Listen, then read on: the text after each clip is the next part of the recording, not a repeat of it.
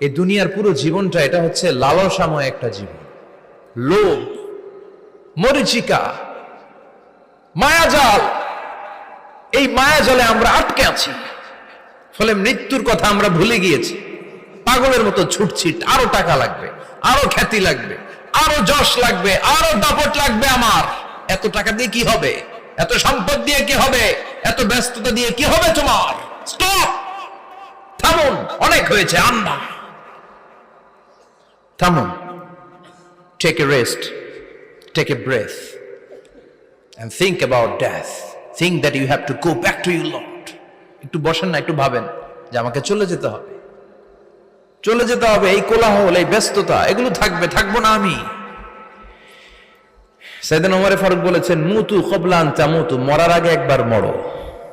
হাসিবু ক্বাবলা আন তুহাসাবু আলাইকুম, তোমার হিসাব নেওয়ার আগে তুমি একবার নিজের হিসাবটা করো না। কাগজ বের করে একটু লিখো না কি কি ভালো কাজ করছিলা, যেগুলো দিয়ে নাজাতের ওসিলা হতে পারে। 1 2 3, আর কি কি আকাম কুকাম করছো দেখো না, লিখে দেখো তোমার অবস্থাটা কি। মরার আগে একবার মরো। মরার আগে খাটের মধ্যে শুয়ে শটান করে চোখ বন্ধ করে একবার মরার ভান করে দেখেন কেমন লাগে। চোখটা বন্ধ করেন আর ভাবেন আপনি নাই, কি কি হতে পারে ভাবেন। আপনার ছেলে মেয়েরা কান্না জুড়ে দিবে, আপনার প্রাণের স্ত্রী বিলাপ শুরু করে দিবে, বন্ধু বান্ধবের চিৎকার আর মাতম, স্থানীয় এলাকার মসজিদে ঘোষণা, অমুক এলাকার নিবাসী অমুক ভাই অমুকের ছেলে অমুক দুনিয়ায় নাই।